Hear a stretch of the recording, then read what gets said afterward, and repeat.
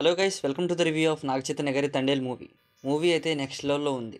మూవీలోని Naga Chaitanya and Sai Pallavi గారి పేరు అయితే నెక్స్ట్ లెవెల్లో ఉంది. అంటే రియల్ పేర్లా కనిపించారు. అండ్ వాళ్ళిద్దరి మధ్య కెమిస్ట్రీ కానీ ఆ సీన్స్ కానీ నెక్స్ట్ లెవెల్లో ఉన్నాయి. ఫుల్గా ఎమోషనల్ అయిపోతారు మూవీలో. And coming to the story line, మీ అందరికీ తెలిసిందే, నాగ చైతన్య గారు వేటకు వెళ్తారు, కానీ సాయి పల్లవి గారు వేటకు వెళ్ళొద్దని చెప్తారు. అండ్ అలా వేటకు వెళ్ళినప్పుడు వీళ్ళు పాకిస్తాన్లో ఎలా ఇరుక్కుపోయారు అనేది మూవీ స్టోరీ.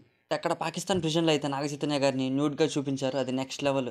నాగ చైతన్య అయినా అనిపించింది. లిటరల్గా చెప్తున్నాను, నాగ చైతన్య గారు అయితే తన సేఫ్ జోన్ నుంచి బయటకు వచ్చి యాక్ట్ చేశారు భయ్య.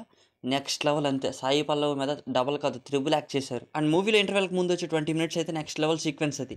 అండ్ ఇంటర్వెల్ అయితే మంచి హై ఇస్తుంది. అండ్ మూవీకి మేజర్ హైలైట్ అంటే మ్యూజిక్ అని చెప్పాలి. మ్యూజిక్ అయితే నెక్స్ట్ లెవెల్లో ఉంది. ఇటు పక్క సాయి పల్లవి యాక్టింగ్, ఇటు పక్క నాగ చైతన్య యాక్టింగ్ అంటే మధ్యలో నేను కూడా ఉన్నాను, నా మ్యూజిక్ తదర కొడతాడని చెప్పాడు డిఎస్పీ, అయితే ఇచ్చి పడేశాడు. అండ్ చందు మొండేటి డైరెక్షన్ అయితే నెక్స్ట్ లెవెల్లో ఉంది. నాగ చైతన్యాన్ని ఎలా చూపించాలో అలాగే చూపించాడు. మంచి స్టాండ్అవుట్ అయ్యేలాగా చూపించాడు నాగ చైతన్యాన్ని. అండ్ అందరూ పక్కాగా గుర్తుపెట్టుకోండి, it's a block buster movie. తండ్రి నాగ చైతన్య గారి కెరియర్ బెస్ట్.